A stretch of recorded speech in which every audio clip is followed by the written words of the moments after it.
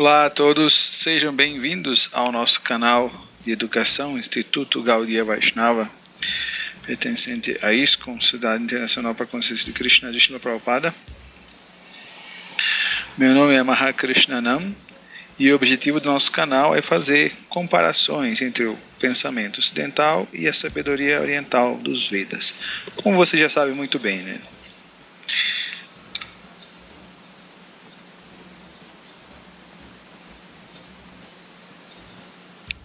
Então, o tema de hoje de nossa videoaula é o seguinte: diplomacia, a arte de convencer o outro e fazer o que eu quero.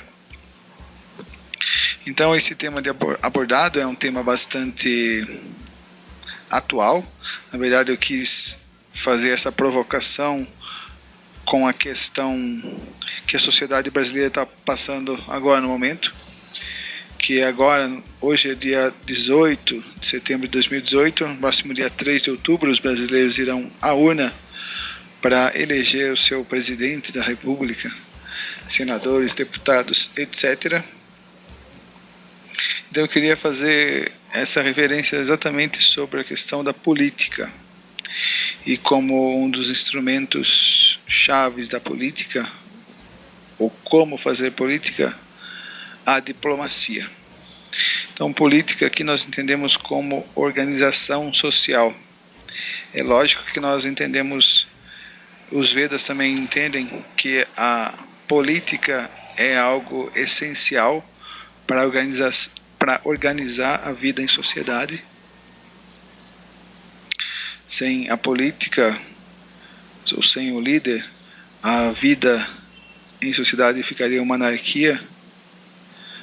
A anarquia poderia dar certo se a sociedade fosse composta em grande maioria esmagadora por brahmanas, porque os brahmanas são autolegisladores, eles sabem o que devem fazer, eles aceitam a revelação dos Vedas e agem de acordo com as regras e regulações dos Vedas. Então isso transformaria ou proporcionaria uma sociedade ideal, harmônica, porque a grande maioria das pessoas estão no modo bondade, mas nós sabemos que a grande maioria das pessoas, especialmente hoje em dia, elas estão influenciadas por ádias e tamas, bondade, paixão e ignorância.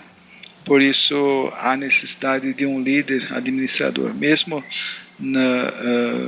em eras como Tetra, Dwapara Yuga, há necessidade do rei, do monarca, do representante para liderar e governar a sociedade em geral.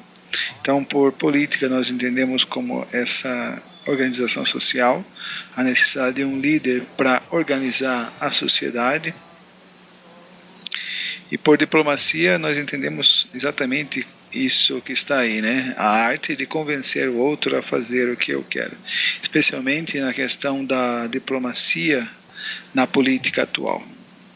Porque política, hoje em dia, ela é muito traduzida como o jogo do poder, manipulação, condução, as estratégias, as jogadas e o jogo para se alcançar o poder. Então o poder, a supremacia, o destaque, o controle dos outros, especialmente o controle dos outros para satisfazer os meus desejos, satisfazer o meu gozo dos sentidos, isso é muito cobiçado pelas almas condicionadas em Kali Yuga. As pessoas querem muito poder, então poder é algo muito desejável. Então a diplomacia, ele é o jogo velado, ele é a linguagem afável que é utilizada para se alcançar o poder. Então como é que eu vou usar de artimanha, carisma e adulação aos outros para que as pessoas cooperem comigo fazendo o que eu quero, ou seja, me coloquem no poder. Então basicamente isso é a diplomacia, você elogiar, galantear, seduzir a pessoa para que a pessoa faça aquilo que você quer, né? Coloque ela no poder. Então isso nós entendemos como política, né? Como organização social, mas hoje ela é jogo pelo poder, porque quando eu tenho poder, eu tenho controle sobre os outros, eu faço as minhas leis, e essas leis me protegem, né, o governante, e aí através dos impostos eu posso roubar a soma, o ganha-pão, ou dinheiro das outras pessoas, da grande maioria da população. Então isso nós entendemos por política, né? Esse jogo do poder, da ganância, da cobiça. E a diplomacia é a linguagem, a estratégia que é utilizada para se chegar nesse poder. É lógico que diplomacia é fundamental e essencial no mundo material. Se todos nós fôssemos verazes, crus e diretos, as pessoas não suportariam. Então a diplomacia nesse aspecto é muito positivo para você viver em paz no mundo material. Porém, quando você usa essa diplomacia, essa linguagem afável, simplesmente para favorecer você mesmo, essa diplomacia é ruim. Mas a diplomacia que conduz as pessoas ao bem, para trazer a paz verdadeira, e não em alguns sentidos, essa diplomacia, infelizmente, é necessária no mundo material. E a política nós já definimos também como essencial, tá bom? Então vamos ver, eu quero mostrar um pouquinho essa arte da diplomacia, da política marrom, já instaurada há cerca de 5.000 anos na cultura védica. A Bhagavad Gita vai mostrar bem isso.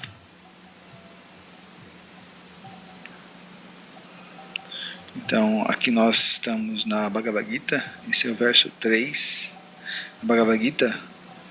A Bhagavad Gita está em seu começo. Verso 3 do primeiro capítulo. Pashyatam Panda Putranam Acharya Mahatim Chamum Virandro Padaputrena Tava Shishena Dhimata. Então aqui o verso 2 junto com o verso 3.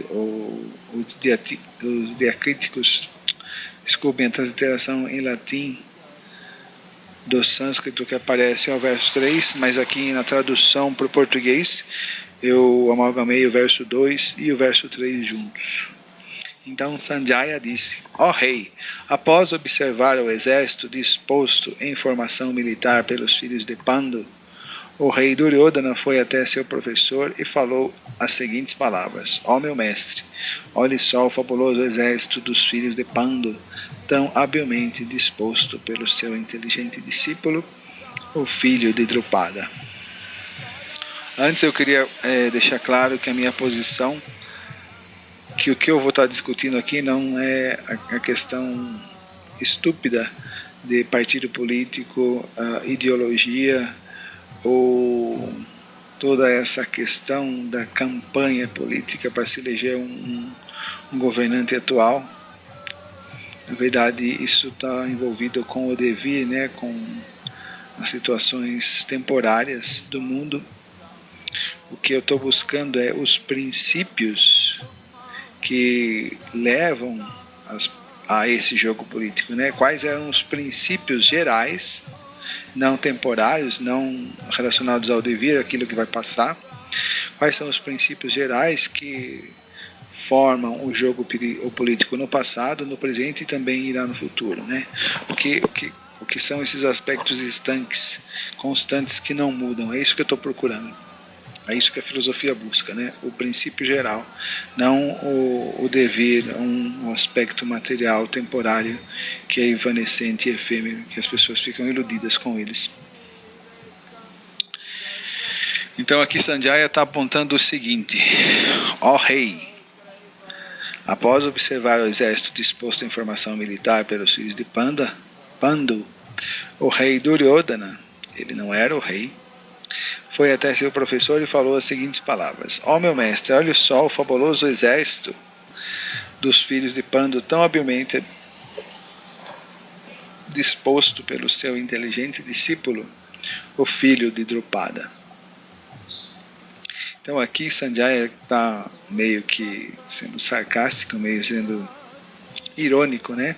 Porque ele está chamando alguém de rei que não é rei, mas que quer muito ser rei, que quer muito poder. No caso do Duryodhana, Duryodhana era o filho de Dhritarashtra, vocês se lembram bem, né, no Mahabharata.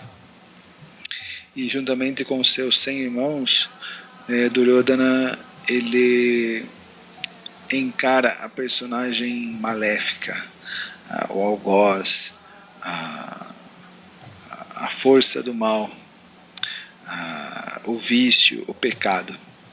Ao passo que os Pandavas, que eram seus adversários, os quais tiveram o seu reino usurpado, roubado por Duryodhana, e indulgido, né?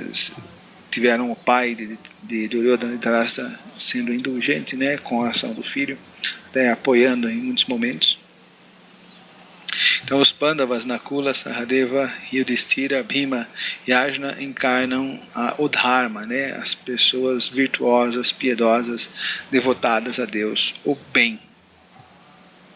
Então aqui Duryodhana, essa personalidade ladina, ela está apontando os defeitos do seu mestre espiritual. Primeiro que ele está com medo, porque ele está vendo o exército oposto, o exército de Arjuna e Krishna, e ele está com muito medo desse exército, né?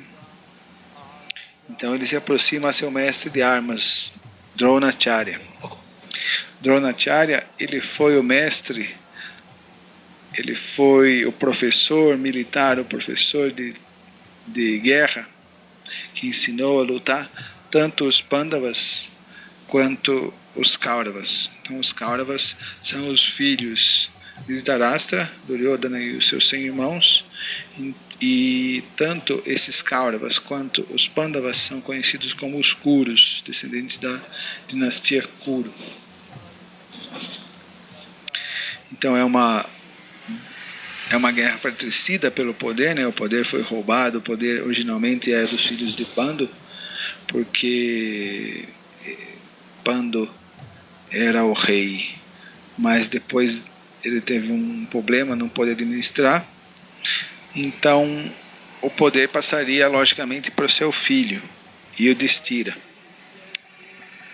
Só que Dhritarashtra, como estava em Hastinapura, estava na sociedade, ele ficou como rei interino, e ao invés de passar o poder para os filhos de Pandu, que nessa altura posterior já tinha falecido, ele simplesmente passa o poder para Duryodhana, né? Duryodhana assume interinamente como rei, ou seja, na verdade ele rouba o trono. Por isso é de maneira muito irônica que Sanjaya está se referindo a Duryodhana como rei aqui, né? O rei Duryodhana, Raja. Então esse rei de Arak, esse falso rei Duryodhana, ele está se dirigindo ao seu mestre de armas, Dronacharya. Então esse Dronacharya, ele era muito pobre, ele era um brahmana. Ele era tão pobre que ele não tinha dinheiro, não tinha condições de dar leite para o seu filho. Aí, devido a essa sua pobreza, devido à sua humilhação, ele recorreu a um colega de infância, um colega de Gurukula, um colega de escola, que era Drupada, e foi pedir uma vaquinha. Aí simplesmente Drupada escorraçou ele do reino, né? Dizendo que amizade de infância, ainda de tanto tempo, a amizade só acontece entre aqueles que são iguais, porque amizade quer dizer afinidades. Se você gosta de álcool, você faz amizade com pessoas que bebem álcool. Se você aposta em cavalos, você faz amizade com pessoas que apostam em cavalos. Se você gosta de dinheiro, você faz amizade com empresários, com bancários, com comerciantes. Se você gosta de Deus, você faz amizade com pessoas que estão buscando Deus também. Então, a amizade acontece entre os iguais, compartilhamento de interesses. Então, nesse sentido, depois disso, Dronacharya foi escorraçado e ele ficou muito magoado. Então ele tentou ir pedir caridade a Parashurama, grande encarnação de Krishna, como um kshatriya poderosíssimo, né? Como um guerreiro poderosíssimo. Ele, na verdade, ele é brahmana, né? Nascido em família brahmana. E ele já tinha dado caridade. Então Drupada ficou um pouco decepcionado, mas Parashurama resolve dar em caridade, ensinar aquilo que ele sabia, que era artes militares, que ele era invencível, era muito poderoso. Então Dronacharya, um brahmana, se torna perito nas artes kshatriyas e ele vai até o reino em Hastinapura, até a capital do império. Lá os meninos, os Kauravas e os Pandavas conhecem ele, Bhishma fica sabendo do seu talento e contrata-o como professor, um professor em artes militares. Então ele ensina ambos os grupos, os Pandavas e os Kauravas, e como Dakshina ele pede para os meninos, especialmente para Arjuna, que capturasse e amarrasse Drupada. Então eles vão até o reino, eram adolescentes jovens, 18 anos, dão uma surra no exército e Drupada amarram ele e levam até o Guru, Dronacharya, o Guru de armas. Então Dronacharya pede para soltar, mas agora ele não queria mais uma vaquinha, ele queria metade do reino, então metade do reino de Drupada fica sobre a posse de Dronacharya. E após isso, Drupada ficou muito irado, ficou com esse sentimento de vingança, esse veneno, inoculado. Então ele faz uma cerimônia, e dessa cerimônia, desse sacrifício de fogo, sai uma personalidade. E essa personalidade, ela tinha a bênção de matar Dronacharya. E essa personalidade era Drishtadyumna.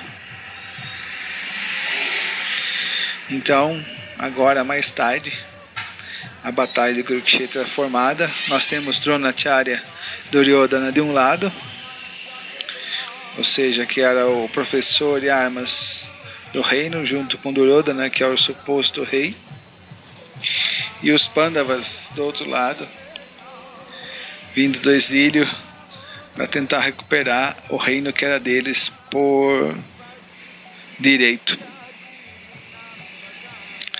Então Drona aproximou-se do seu mestre e está apontando o que para ele?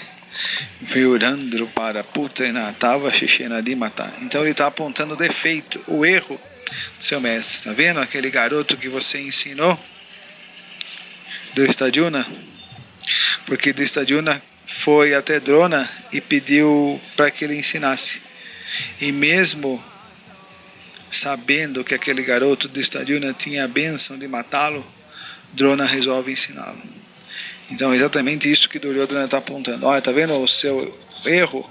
Está vendo o exército fabulosamente disposto, habilmente disposto pelo seu inteligente discípulo, o filho de Drupada. Drupada é aquele seu inimigo que fez uma cerimônia de fogo para gerar um filho que tivesse a bênção de matar e que depois você ensinou toda a técnica militar para ele. Está vendo? Você ensinou tudo para ele, agora ele está do outro lado lá, pronto para te matar. Veja como você foi tolo. Então, Duryodhana está apontando os erros do seu mestre. Esses são os versos 2 e 3 do capítulo 1. Então, vejam só a diplomacia de Duryodhana, versos 2 a 11. A primeira palavra Raja também pode significar perito em diplomacia, como foi usada no verso 2. A palavra do Drupada, Putrena, filho de Drupada, ele está usando essas palavras para incitar a ira de Dronacharya, que Drona não deveria ser conivente, não deveria ser indulgente, não deveria ser bonzinho com os Pandavas, ele devia matá-los, especialmente Drishtadyumna. Ele não devia ser indulgente, que ele tinha a bênção de matá-lo, o filho de Drupada. Então ele está incitando com isso a ira, a coragem de Dronacharya. E essa palavra Paryaptam, ela vai aparecer no verso 10. Guardem bem na memória, mais para frente vai ser importante. A Paryaptam, ela é um dual composto. Desculpem, essa palavra Paryaptam, ela pode ter dois significados, isso é comum no sânscrito. Ela pode significar tanto imensurável como insuficiente. Essa palavra vai ser usada pelo Duryodhana no verso 10.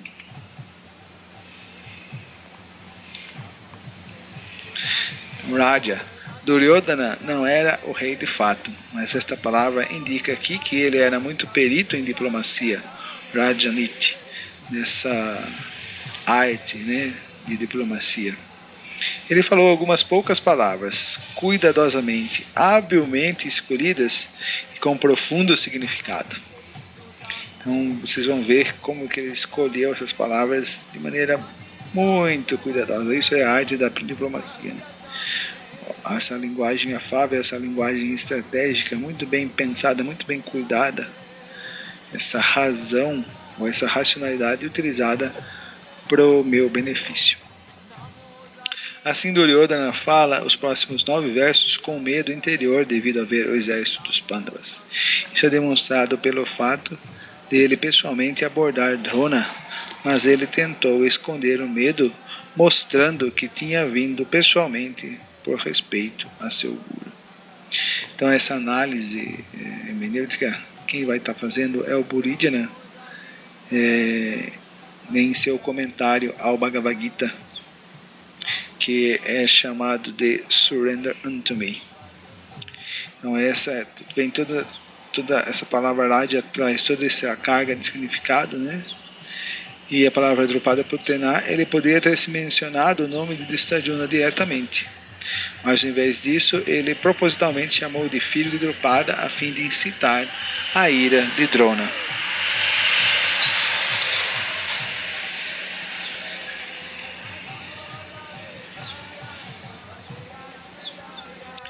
E aí os versos seguintes, né, o verso 4. Aí Duryodhana continua a falar, né? Aqui neste exército estão muitos arqueiros heróicos que sabem lutar tanto quanto Bhima e Arjuna. Grandes lutadores como Yuyudhana, Virata e Drupada. Então a primeira pessoa que ele menciona lá no exército oposto é Bhima.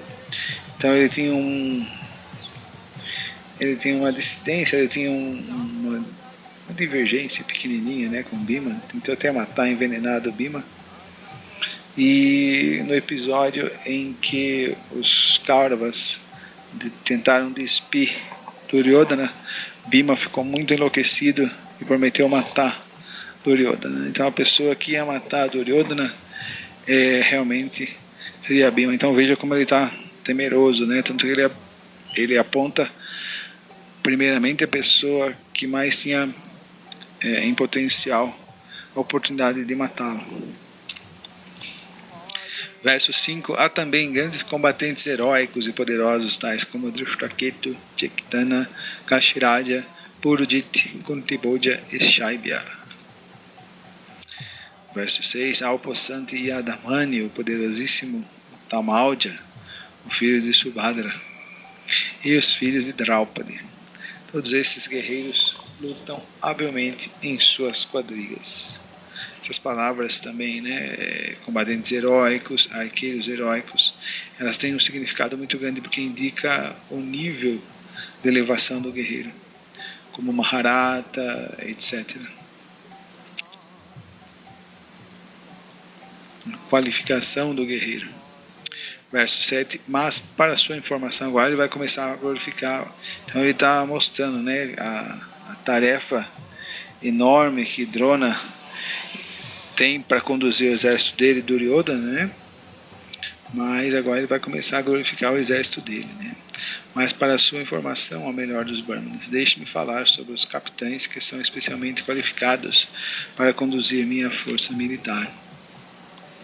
Há personalidades como você, Bhishma, Karna, Kripa, Ashwatthama, Vikarna e o filho de Somadatta, chamado Bhurishrava, que sempre saem vitoriosos. Então, como ele vai dispor esses nomes à sequência aqui nesse verso 8, é muito diplomática, é muito ardilosa, é muito raposística. Então, primeiro ele coloca Dronacharya. Mas Bhishma Deva era maior guerreiro que Dronacharya. Tanto que na adolescência, né, depois que a mãe trai Bhishma dos planetas celestiais para o pai, que era Maharaj Shantanu,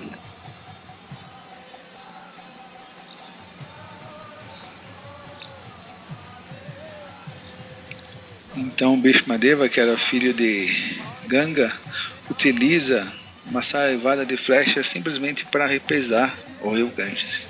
Então isso demonstra uma habilidade enorme militarmente falando. Então Bhishma era mais capaz que Drona, mas ele coloca aqui o nome de Drona primeiro, né? A personalidade como você, Drona, Bhishma. Então, para inspirar, para elogiar, para adular Dronacharya, ele coloca o nome dele primeiro, que Bhishma. Depois Karna, que era um guerreiro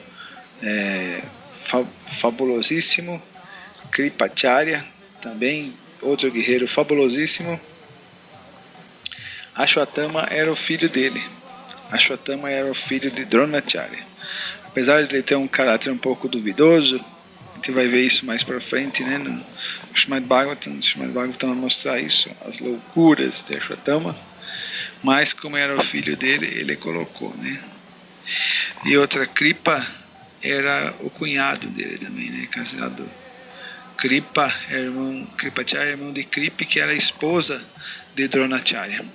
Então veja como ele foi astuto, né? Colocou ele, depois Bhishma, que na verdade era o maior guerreiro, Karna também, que era outro guerreiro fabulosíssimo, aí coloca o cunhado e o filho. O que você acha que ele está querendo com isso? Ele está querendo adular, agradar Dronacharya. E o filho de Somadatta, chamado Bhurishrava, que sempre saem vitoriosos na batalha.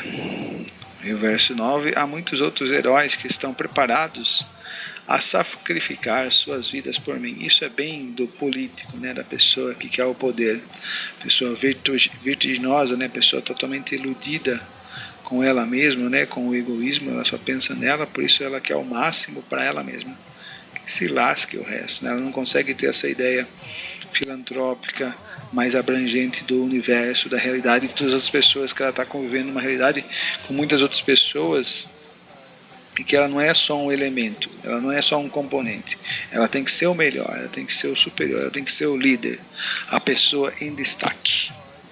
Então, uma pessoa com esses anseios vai dizer um disparate dessa, né? Há muitos outros heróis que estão preparados a sacrificar suas vidas por mim. Todos eles estão bem equipados com diversas espécies de armas e todos são experientes na ciência militar, equipados com mísseis, bazucas, bombas atômicas. Agora o verso 10. Lembra aquela palavra aparaptan que eu falei para vocês, que ela pode significar incomensurável ou insuficiente? Ela carrega esses dois sentidos. Olha só o que o Duryodhana fala no verso 10. Nossa força é incomensurável, aparaptan, e estamos perfeitamente protegidos pelo avô Bhishma, ao passo que a força dos Pandavas, cuidadosamente protegida por Bhima, é limitada. Então aqui ele tenta dar uma denegrida na imagem de Bhima, mas Bhishma realmente era mais superior a Bhima, sem dúvida, Bhishma Deva. Só que essa palavra, aparaptan, ela pode significar nossa força é incomensurável, mas também pode significar o que? Nossa força é insuficiente. Então, se a gente traduz aparaptan por insuficiente, como que ficaria? Nossa força é insuficiente e estamos perfeitamente protegidos pelo avô Bhishma. Então, ou seja, você conecta essa palavra aparaptan com Bhishma, ele está dizendo o quê? Bom, Bhishma é um grande guerreiro, mas ele está velho. Então, nossa força é insuficiente. Significa que você, Drona, tem que dar todo o apoio ao avô Bhishma. Então, nossa vitória depende de você, porque o avô Bhishma já está velho. Aparaptan, nossa força é insuficiente. Ao passo que a força dos Pandavas é ilimitada. Então, vejam a ardileza, a esperteza, a diplomacia que Duryodhana está usando. Então, isso personifica o que é a política marrom, a política que é utilizada hoje em dia. Isso já era utilizado há 5.000 anos atrás, aparece no Mahabharata. Vocês acham que essa mentalidade evoluiu, se purificou?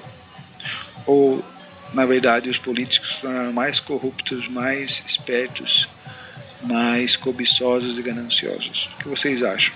Se era assim há 5.000 anos atrás, como vocês acham que é hoje em dia? Será que dá para realmente colocar fé, convicção, acreditar que esses políticos vão fazer alguma coisa por você? O que você acha disso? Então o Duryodhana ele vem personificar o mal e a maneira que não se deve se aproximar do mestre espiritual. Assim como Arjuna, que está do outro lado, né? Arjuna personifica o bom discípulo, como é que alguém deve se aproximar do mestre espiritual. Duryodhana vem personificar exatamente o oposto, né? Como é que alguém não deve se relacionar com o guru, com o mestre espiritual. O final é que Arjuna alcança todo o reino, né? Toda piedade, todo o Dharma, no final do Mahabharata, e Duryodhana acaba morto, e os seus irmãos. todo mundo sofrendo na família de Dhritarashtra e Gandhari, apesar de Gandhari ser uma grande personalidade. Então eu mostrei esse aspecto negativo marrom da política, né? Ou seja, a política, quando ela é contaminada pela energia material, rajas e tamas, o mal da bondade e da ignorância. E agora eu queria mostrar a política branca, ou a política, o aspecto positivo da política, como ele deve ser de acordo com os Vedas. O ideal de um governante de acordo com os Vedas. O ideal de um governante nos Vedas. Então, para isso Krishna vai falar, né? Ivam para praptam imam rajarshayo viduhu sakalena mahata yogonashta parantapa. Então, o ideal de governante na cultura védica é que ele seja uma pessoa santa. Imam rajarshayo viduhu. Essa ciência suprema foi assim recebida, essa ciência da Bhagavad Gita foi assim recebida através da corrente de sucessão discipular, e os reis santos. Esse é o ideal do governante, que ele tem que ser uma pessoa santa, totalmente rendida a Deus e com os sentidos controlados. Se a pessoa não tem os sentidos controlados, significa o quê? Que ela é cobiçosa, gananciosa, luxuriosa, cruel, egoísta. Como que uma pessoa nessa condição de torpor, de loucura, vai pensar no benefício e no bem-estar geral das pessoas? Ele só vai pensar no seu benefício próprio. E mesmo assim ele não sabe qual é o seu benefício próprio, porque ele vai estar pensando no corpo, ele tem os sentidos descontrolados. Por isso só uma pessoa com os sentidos controlados vai agir como um pai, como uma pessoa equânime. Por isso essa é a questão do ideal político na cultura védica, que a pessoa governante seja uma pessoa santa e ela vai tratar os seus súditos como filhos. Ao passo que, como é o caráter dos políticos hoje em dia, será que eles são pessoas santas? Ou será que eles são ladrões e assaltantes?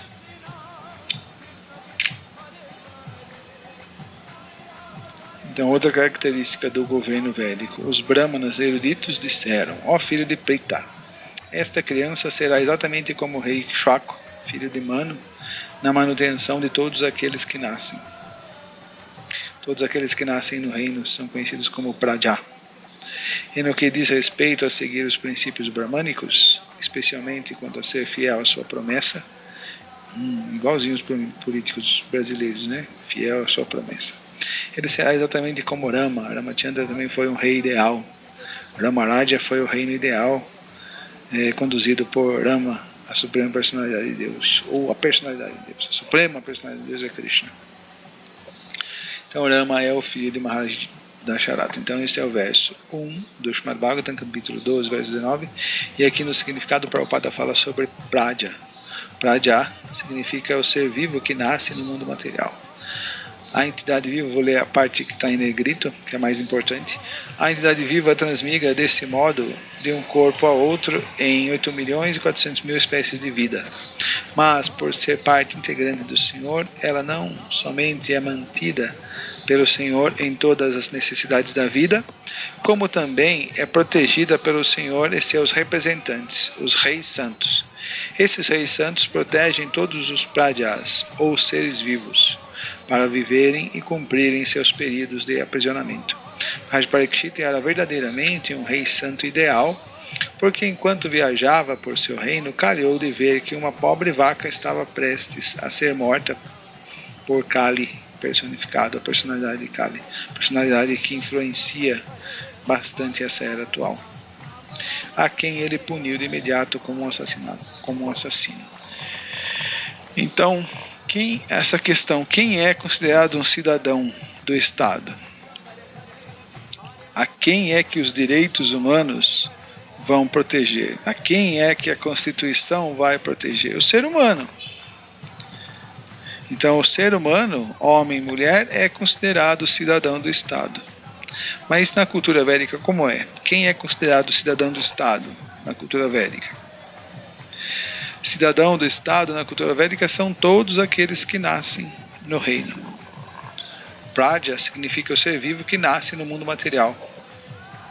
Então não só o ser humano é cidadão do reino, mas o porco, a galinha, o cachorro, o gato, a vaca, Todos esses animais, alguns animais domésticos, outros animais selvagens, são cidadãos do reino e devem ser protegidos pelo rei.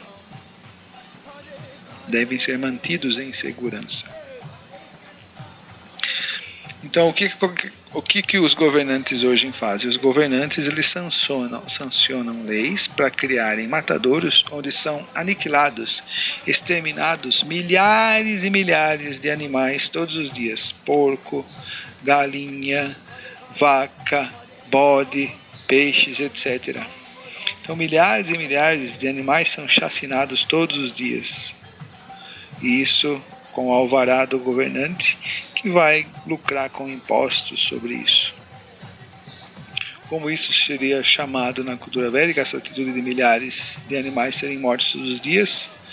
Genocídio, porque são habitantes, são cidadãos do reino. Então veja como na cultura védica essa visão de quem é cidadão é muito mais abrangente, porque a alma espiritual está dentro de cada ser vivo, não é só o ser humano que tem a exclusividade de ter uma alma espiritual, de ser uma alma espiritual. Então todo ser vivente, todo aquele que tem consciência, que é animado, que tem consciência, é um ser vivo e, portanto, como ser vivo, é um cidadão do Estado ou do reino. Porém, a nossa sociedade, os nossos governantes hoje matam milhares de habitantes, milhares de cidadãos todos os dias. Existe a possibilidade de um Estado ser feliz, ser pacífico, ser harmônico dessa forma? Então essa é a grande questão, né? O Estado sanciona a matança dos seus próprios cidadãos hoje em dia. Então agora eu vim trazer um pouquinho de Prito Maharaj para a gente ver um pouquinho também de como é o governo védico, especialmente do como deve ser o governante, porque o bom governo vai depender do caráter do seu governante, isso é tudo.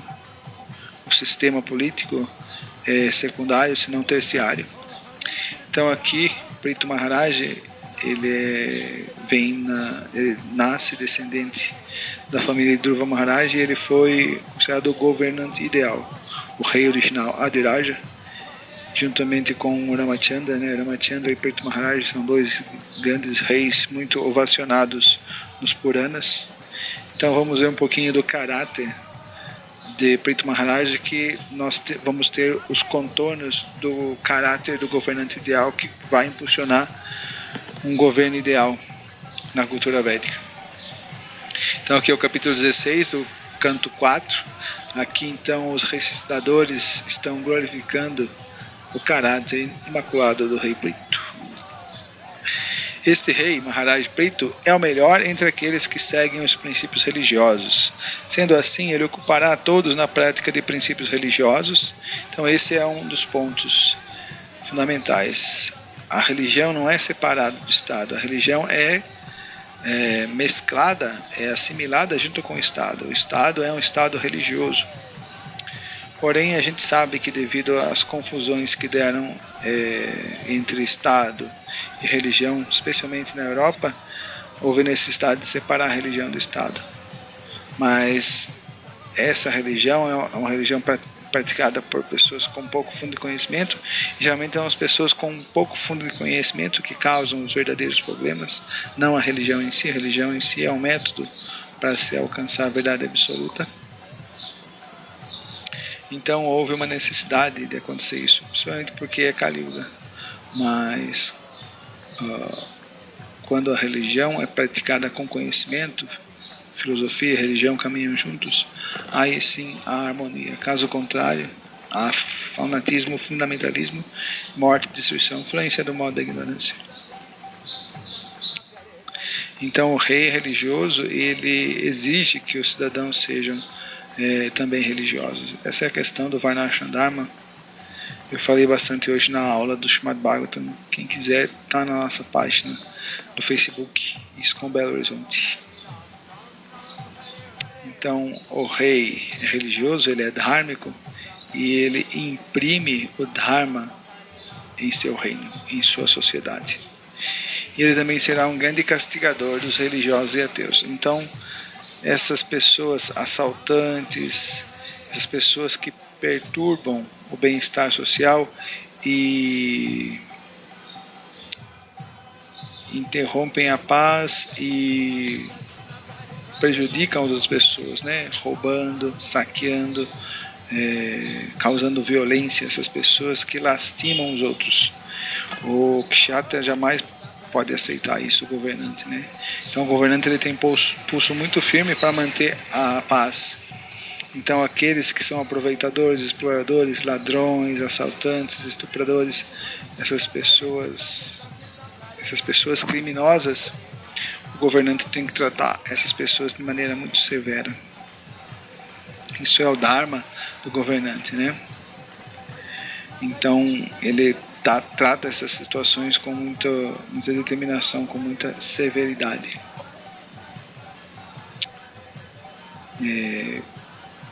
A palavra Kshatra significa aquele que protege outros contra danos, contra serem lesados. Então Kshatriya, que é forte, que é determinado, que é muito poderoso, ele protege que pessoas mais simples, pessoas mais desfavorecidas, as minorias, sejam abusadas por outros indivíduos. Então ele protege, né, que os fracos e os oprimidos sejam abusados daqueles que são mais fortes, que abusam do seu poder. Então essa é uma das funções do Kshatriya. É uma das marcas principais do Kshatriya, né? Proteger que os mais fracos sejam abusados pelos mais fortes. Este rei Prito será tão poderoso como o Deus do Sol, e assim como o Deus do Sol distribui igualmente seu brilho para todos, o rei Prito distribuirá sua misericórdia por igual. Ele é equânime, né?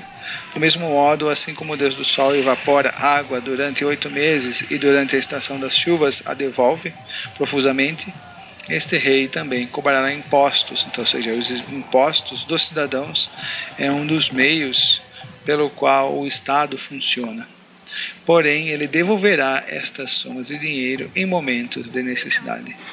Então, geralmente, os políticos colhem impostos e embolsam para si mesmos esses impostos. Um governante justo ele não faz isso, né? Ele vai utilizar esses impostos para o benefício da própria população e não para suas loucuras, né? Suas fantasias egoístas. Que o verso 7 do capítulo 16, canto 4. Este rei Prito será muitíssimo bondoso com todos os cidadãos. Mesmo que um pobre coitado pise na cabeça do rei, violando as regras e regulações, o rei, por sua misericórdia motivada, será indulgente e magnânimo. Como protetor do mundo, ele será tão tolerante quanto a própria terra. Então é diferente quando um cidadão de bem comete alguma coisa errada e quando um criminoso tenta infligir dor, sofrimento e explorar a própria sociedade e os outros cidadãos, né? O rei vai ter um tratamento bem diferenciado com ambos os indivíduos. Os recitadores continuaram. Ninguém será capaz de entender que política o rei adotará, suas atividades serão também muito confidenciais, e ninguém será capaz de entender como ele tornará exitosas todas as atividades. Seu tesouro, né, a tesouraria do reino, permanecerá sempre desconhecida para todos. Isso está igual hoje em dia, né? Ele será o reservatório de glórias e boas qualidades ilimitadas, e sua posição será mantida e coberta, assim como o Varuna, a deidade dos mares, é totalmente coberto pela água. Ele será insondável. Verso 12. O rei Prito será capaz de ver todas as atividades internas e externas de cada um de seus cidadãos. Ou seja, é um pai preocupado, né, com os filhos. Todavia, ninguém será capaz de conhecer seu sistema de espionagem. Isso já está em Rama Lila, né? Ele próprio permanecerá neutro quanto a todas as questões de glorificação ou difumação à sua pessoa. Então, hoje, para o rei, o governante saber das pessoas, existe internet, câmeras espalhadas por todos os lugares, etc, etc, etc. O ponto é que essa questão de vigiar a sociedade já existia na cultura védica, assim como impostos, etc. Só que eu acredito que com propósitos bem diferentes. Ele próprio permanecerá neutro quando todas as questões de glorificação e difamação de sua pessoa. Será exatamente como o ar, a força vital dentro do corpo, qual se manifesta interna e externamente, mas sempre se mantém neutro em relação a todos os afazeres. Uma vez que este rei permanecerá sempre no caminho da piedade e do Dharma, ele será neutro tanto com seu filho quanto com o filho de seu inimigo. Se o filho de seu inimigo não for passível de punição, ele não o punirá. Mas se seu próprio filho for passível de punição, ele o punirá imediatamente. Este rei satisfará a todos através de suas atividades práticas, e todos os seus cidadãos permanecerão muito satisfeitos. Por causa disso, os cidadãos sentirão grande satisfação em aceitá-lo como seu rei governante. Então essa é a característica de um grande governante, né? Piedoso e justo, é que os cidadãos o amam. Exatamente igual a Michel Temer hoje em dia. O rei respeitará todas as mulheres como se fossem sua própria mãe, igual a um candidato que tem por aí, né? E tratará a sua própria esposa como a outra metade de seu corpo. Ele será como um pai afetuoso para seus cidadãos e tratar-se-á a si mesmo como o mais obediente servo dos devotos, que sempre pregam as glórias do Senhor.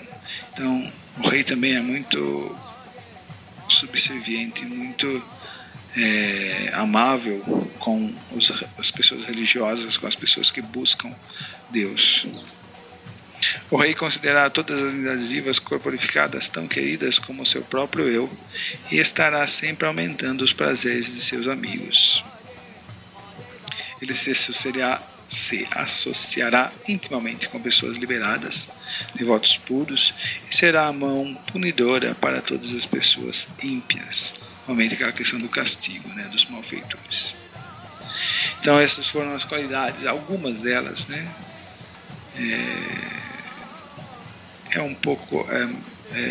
É uma análise bem geral, né? Mas o quadro essencial basicamente é esse. Então aqui, dessa vez, não sou eu pensando, refletindo. Na verdade, aqui, essa ilustração, essa fotografia é do eleitorado brasileiro que vai às urnas no dia 3 de outubro. E eu queria colocar alguns pontos para a reflexão do eleitorado brasileiro. Do mundo também, pode ser. Então, uma reflexão para você antes de dormir aí.